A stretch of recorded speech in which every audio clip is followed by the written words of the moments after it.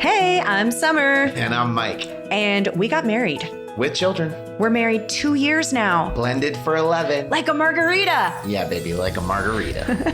And you're listening to the Everything Always podcast. Want to tell them why we do this? We do this because blending families isn't easy. There's step-parenting, co-parenting, his ex, Her ex. schedules, sibling rivalry, Money issues. custody issues. Dating and relationship issues. It's a whole lot of stuff. Blended with a whole lot of good stuff. And we're here to talk about all of it because we've done most of it.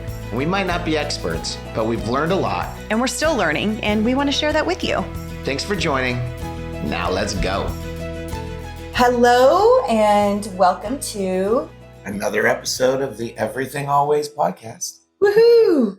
Nice. You were just playing Phil Collins. I literally just had Phil Collins on Sonos, and why that is relevant right now, I do not know. I Phil also Collins. just brushed my teeth. Congratulations. More information that no one cares about. It's Sunday morning for us. No, it's Saturday morning. Don't try to time travel forward in time right now. I wish I could. Actually, now I'm good. I'm good in the present moment. I can tell you the scene right now. We're sitting in the office. We're getting ready to talk about some really kind of interesting stuff that's relevant with all of the kids going back to school, COVID things today. That's kind of the topic. Not to sneak ahead. Yeah. We just made some coffee. It's morning time. It's 8:15 in the morning, and we're getting this knocked out because we've got a fun day of work, house stuff, and eventually a swimming pool ahead of us because it's going to be like ridiculously hot. It's been today. really hot. It's been over. We're talking over 100 degrees in San Diego, and that is uncomfortable. Yep. Okay, so I think that's enough of the information that nobody really cares about it. Well, you know what though? Sometimes people like to have a visual of what you're doing. I like to have that. Like, I wonder where they're sitting right now. You know what would be interesting? Because I've been pushing Summer. We do our podcast, which is cool. But there are some people that I actually kind of follow it's like a video podcast, and I watch them on YouTube where you're basically getting to watch the people talk. You know that it's live. You're not seeing a bunch of cutting. I think that we should move to not only the podcast that you can listen to, from iTunes and everything else, but I think we should actually start doing a live one where people get to see how weird we look in the morning in our pajamas with our hair not brushed on YouTube. I mean, so, leave it in the comments if you're, send us a message. Go, yeah, I totally want to see you fresh out of bed. Summer's like, this is a terrible idea. no, I think we could do that. I think that would be fun.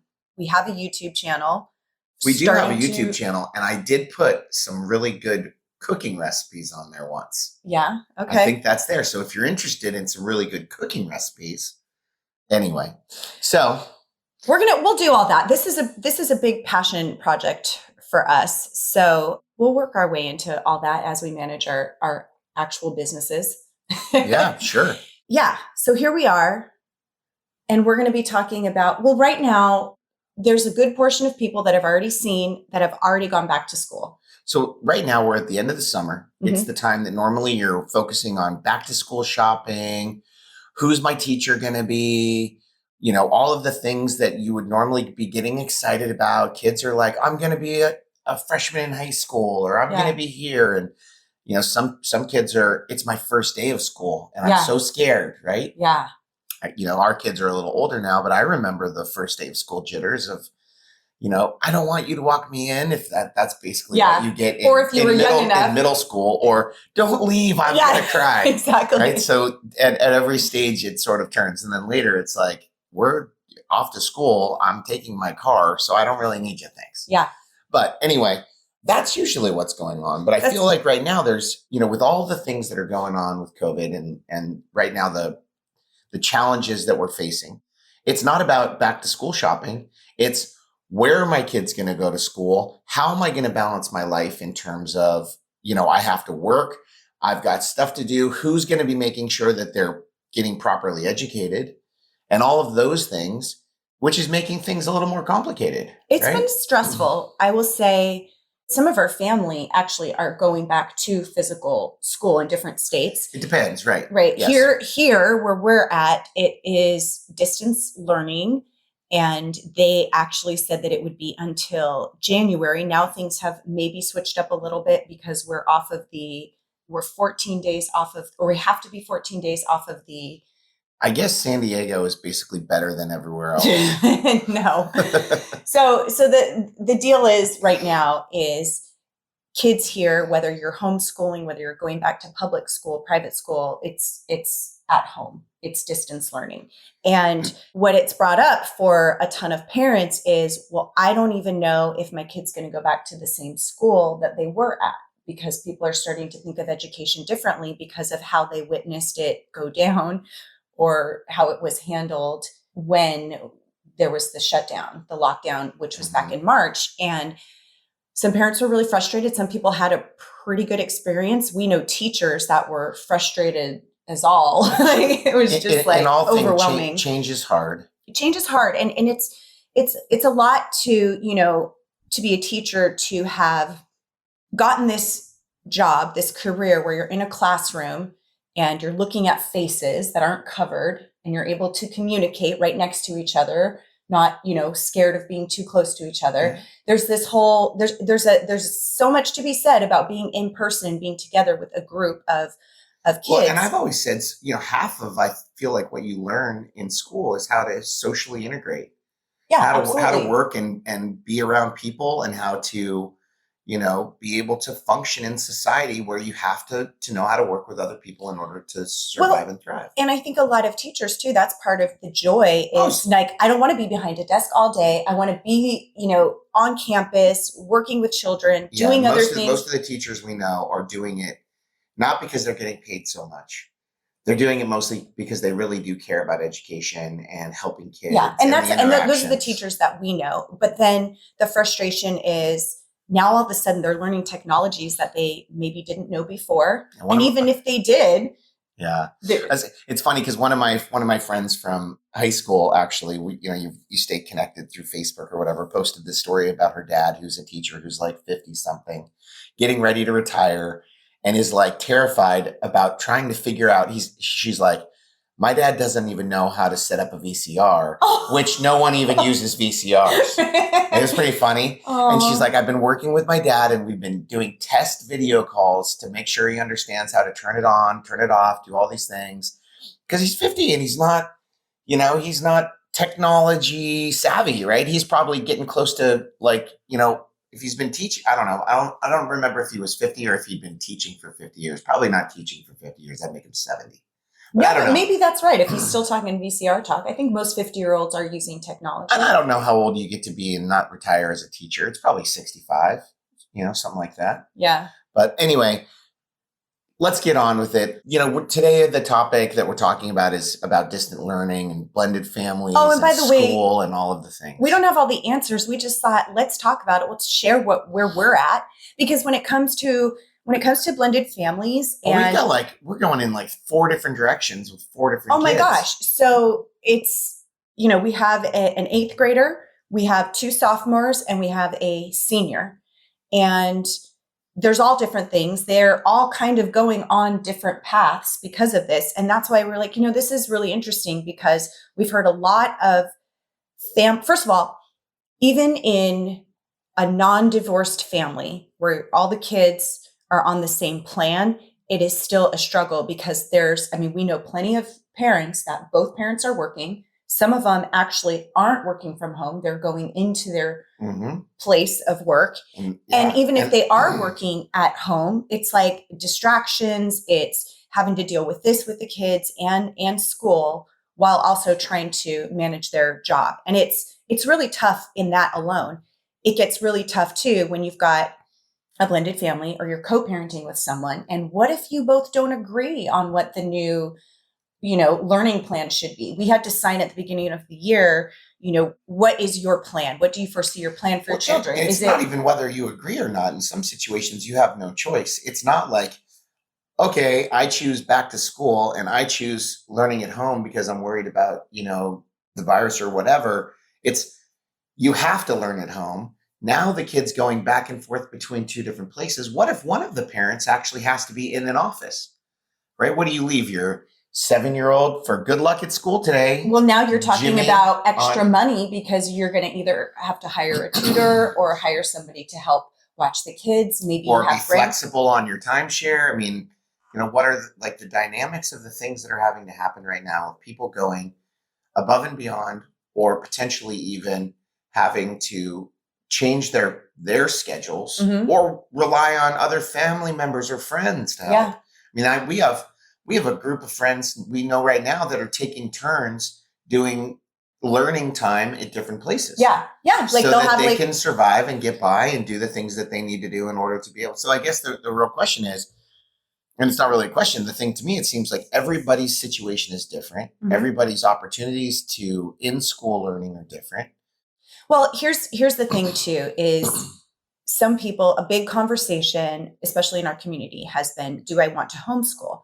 And it's either because there's various reasons too. It's either because they feel like, you know what, I think I'm going to be able to deliver a better education, or my child was having problems with certain friends at school, and I think we're going to bring the education here, and the socialization will come from outside activities. And a ton of parents who would have never considered homeschool, now that they've got a little taste for, hey, what's it like actually for me to help make sure they're learning, are like, you know what, maybe this is a better option.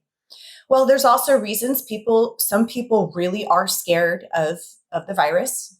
Some people are like, I just don't want my child having to sit in a mask all day. I mean, there's so many different reasons that people have, as it's not news to anyone. Right. There are varying opinions and all over the place. But the thing is that people are quickly having to make this decision of, how is this going to work? And it's day to day, everybody was getting different kind of information. Well, you're going to go back part-time to school in the classroom and at home, where you're going to go back full-time virtual learning, where you're going to go back not until January. Well, you might go back in the fall, it's just like, what are we doing? And so some people have said, you know what, I just want to know what I'm doing, so I'm going to homeschool. But homeschool comes in various forms, because homeschooling you can do where you're taking the public school curriculum and your child is doing their distance learning, where they're getting in on Zoom and they're participating that way. But there's also homeschooling where you're like, I'm not doing any public school, I'm doing a private school, and you're paying a hefty tuition to do homeschooling. Or there's charter schools where you're kind of choosing, what kind of classes and things you're going to take, but you're going at your own schedule. There's full-on homeschooling where you're getting certified as a teacher yourself in order to teach at your home, and you're buying curriculum, you're buying your textbooks, and you're going, okay, what does my state require me to do in order for my child to get credit? You have to get certified to do homeschool? You have to get certified. Well, depending on if you're either going with there's like different tracks that you can take, and every state has their own laws and their requirements in terms of what's needed. I think, and I'm not positive, but I think, most homeschooling is something around, you've got to do 4 hours of school per day, 172 days a year. I think most states have that. But again, every state is totally different. And I'm in order to qualify to actually graduate, right, and get your diploma. Is there testing that you still have to do in order I believe there is. The state. I've been, we've been going through all of this. So I'll just share with you guys what we're doing in our family. Let's talk about it. So we've got, our oldest is actually doing a charter school. He's already started, and he's on a year-round program. So he's not doing the summer, it's a year-round school. And so he's already started, and we were just on vacation, and he was like up at 7:30. We were in. The question is, because I see him behind the laptop and he's got his headphones on and there's something going on. Is he watching Talladega Nights or is he actually studying? He was talking back to his teachers, even though they couldn't hear him. He's like, you can't hear me, Mr. So-and-so, but he was funny. He was cracking some jokes, and he was telling me who his favorite teacher was and all that. So he was doing it. We were talking about what parts he likes and what parts are boring to him and all that. But he was doing, we were on a road trip. He was in the car doing his school. He was up early. We doubted it too. We're like, is he going to get up? But he actually went to bed. He's like, I got to go to bed. Yeah, got to be up early. I was right very impressed. But he is 17 years old, right? So we should expect that. We should. And then we've got two sophomores. So we've got Ashlyn and Logan. And right now they're currently registered at their previous schools. However, and Ashlyn is like, I want to go back. And as soon as they're back, I want to go back. I want to be with my friends. And then we've got Logan, who is on a wait list for a school here that is, it's a mix between homeschooling and going on campus to do workshops, but he's on a wait list because that school, which is a fabulous school, got really booked up quickly. And so we're fingers crossed. So in the meantime, we've also been exploring, like, do we want to do homeschooling? Do we want to go do other programs? So we're still kind of in that right now because our schools don't start until September 2nd. And I don't know when you're listening to this, that might already be.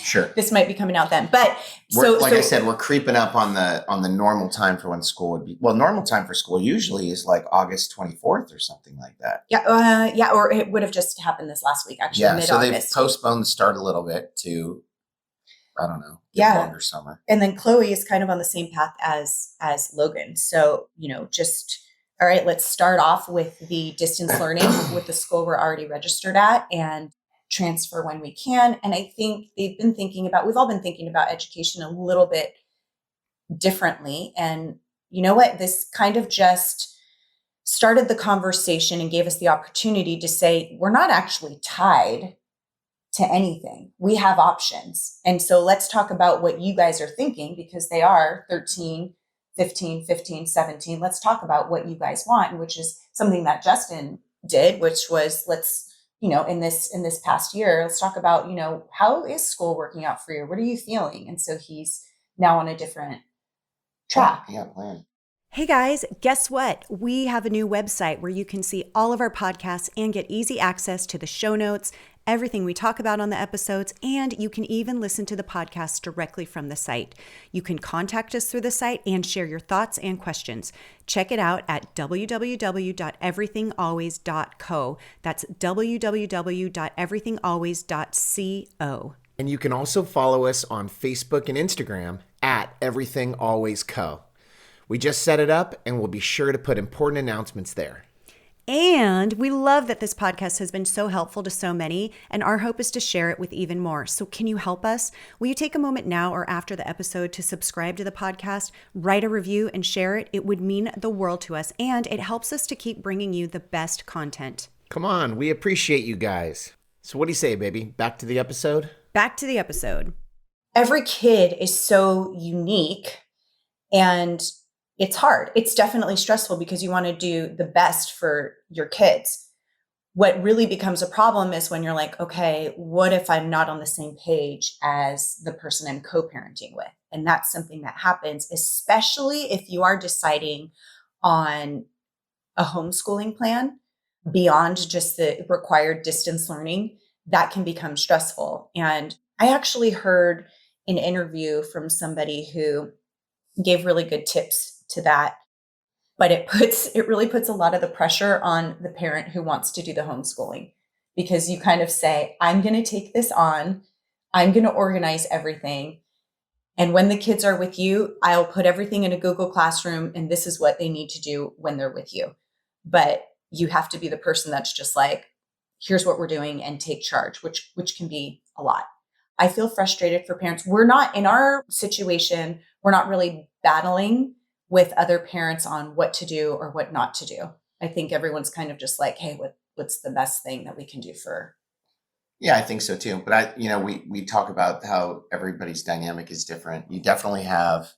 So let's just talk about some of the things that you should try to, like, your frame of mind potentially as you go into making the decision, right? If you're in a hostile co-parenting scenario, right? I mean, like all things, when we talk about, how to deal with kids, obviously it's number one. We want, like, the safety of your kids to be number one, right? So if you're in a situation where it's not safe to leave the kids home alone all day while you're gone, they're young, right? I mean, you got to find solutions, right? And this is a hard thing, because some people are like, I have to go to work because if I don't go to work, we won't have a place to live or any food. Yeah.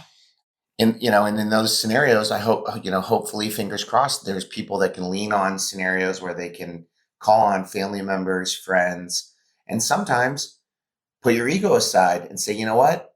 I know that this is my time, but I'm going to be dropping off little Johnny at his mom's house because she has more flexibility to be able to help do the school stuff, and I'll be picking her up on my way home. And if you're on the other side of that, don't be the person that's like, hey, well, I've got, little Johnny more. So obviously you're not doing what you should be. Is that, be flexible. Remember, if you're putting the well-being and the success and the your child in the front, Mm-hmm. ahead of yourself and ahead of your ego and those things, you're probably going to be making the right choice. Yeah. And sometimes I think it's easy to say if you're that person that's going to do that, but then people say, okay, I'm doing that, but my co-parent is not doing that. And so we have this battle. And again, we always say this all the time. You can't control that. You can only do your best. You can only control what you're doing. I wish there was the solution, like, here are the words that you say to them, and then they will cooperate. But that doesn't happen. Yeah. So people true. go, how do I get this person? Unfortunately, you can't get that person to do anything. You can Right. get yourself to do something, but not someone else. So there's like some questions like that I hear people asking online, things like, okay, my ex and I disagree about distance learning, or who gets to decide where our kids are going to go to school. Can I change schools without my ex agreeing? So just those questions right now. Well, the main thing comes to what is your agreement? Like, what does your legal divorce decree say? Because if it says that you get to choose, then you get to choose. But most likely, if you've got joint custody and you are co-parenting together, you're sharing your time, there's probably a joint legal custody as well, which means you both have to make that decision. So you do School have to be on the decisions, same medical page. decisions, things like that. Right. Yeah. So most importantly, you have to look at that. In terms of, the scheduling, the best, I think in some cases, because some people do fear, like you just said, well, I have to work. Does that mean because there's distance learning that my ex who gets to work from home gets to have full custody? So I think in situations like this, I think the best bet is to actually consult with your attorney or even a mediator, even if, Or have a formal agreement as to how things will work. but sometimes if you're in disagreement Yeah. and you're high conflict co-parenting, sometimes that can't happen. So you probably do have to consult with an attorney. Yep. And maybe even there's mediators or there's people that can, volunteer help in situations like that, because that is a tough one, because I could see that going down an icky path of, somebody going, well, I'm the one who's been homeschooling and I've had them all day, so I should just have full custody. It's better for them. Or you need to compensate me for my time, or my timeshare percentage is different. Right, exactly. And you know what? And just because I think, I really feel that there's always a mature way when you're thinking about the kids, you think about the schedules and you go, well, But so often us adults aren't making the mature choices. Oh, So, because of that ego. So there's also things like deciding on, okay, what are the safety levels here? Like, well, my kids' soccer, they're doing soccer again, and I want little Sally to get back into soccer. She loves her soccer. Johnny and Sally. Johnny and Sally. The go-to names. The go-to names. But you and your ex disagree. You know what? We actually got, when this first started, not first started, but I would say we were like 2 months into the pandemic and the lockdown. We were getting a lot of questions on, okay, my ex wants our kids to be with him for 2 weeks and then with me for 2 weeks. Like, they wanted to make sure that they were safe to return to the other houses. And then there were things like, I want to take my stepson out on a hike, but his mom doesn't think that we should leave the house at all. There were things like that. And my reply, and of course I always say I'm not the expert, but my opinion was that when they're with you if you know that you're not putting them in harm's way and you feel really safe about your decisions, then do what you feel is right, because you're not always going to agree with the other parent. And if you have that time with them, do what you feel is the best. And on the other hand, you have to also say, it's not my time. It's not my rules. Right. I don't get to influence the things that happen in someone else's sphere. Right. So you got to be able to release too. Right. So those types of things are going to come up. I think you can expect that there might be some conflict. The very best way is obviously if you can communicate with your ex, in a way that is never attacking, but just saying, hey, I believe we both have, all things put aside, if this is a high conflict relationship, all things put aside, we have the best interest for our kids. Can we come up with a plan for this distance learning? What times will you be available? What times, here's when I'm available. What can you contribute? What can I contribute? Maybe it means that you have to switch up your schedule. Maybe it means that if one person is working on certain days and you're not, then you switch up. Maybe some people have actually done with older kids, we are going to do a week at a time, 2 weeks at a time, a longer period of time at the other house so that there is this consistent schedule. Or maybe one parent's going to go for, a little while. Maybe it's going to be weekends, just really, what can you do to work together to make it work? You can get like a private mediator assigned to you if you go to your family court to really help you through this. Mm-hmm. Which I do think in terms of like when it comes to if the money thing comes up, if the time split comes up and you can't work it out together, like in a calm, rational way, I would highly suggest that, because then it's somebody else who's taking into account both of your sides and coming up with a plan for you. It's true. Like this is like a whole new renegotiation of how things have to, function. And that's an option better than massive amounts of fighting and having, disagreements and not being able to come to, the best solution or option for, and maybe the scenario is that whatever the option is, it's not even a good one. Yeah. But you're going to have to make decisions and you're going to have to make them soon. Yep. And if you need mediation, then most counties and states offer some type of free mediation service for families. Yeah. So. Yeah. And I would say too, like, I don't really believe that a judge would ever say, you know what, because you have a job, you're not going to we're going to have to take some custody away from you. Yeah. I really don't and think under the circumstances, I think that they understand that, flexibility is required. Yeah. So, do the thing, give more, take less. Yep. Be more flexible, put your kid first, and then things will probably be okay, or as okay as they can be. And then we'll get to November. Oh. I'm not saying it, but I'm telling you, I have a funny feeling there won't be a pandemic in So November. Mike has this theory. No matter who wins the election, the panic is going to be over in the November. Pandemic is going away in November. It doesn't serve anybody to keep, and not to get all political, but just a little. I think after November, no matter who wins, it will not be promoted and pushed as much as it is right now and politicized. So that's how I feel. That's a whole nother podcast. It sure is. It sure is. All right. Well, in closing here, I think, like we say all the time, the best that you can work together with your co-parent in situations like this is the absolute best for the kids. And we encourage that the most, because and remember, they're already put your kids' well-being first.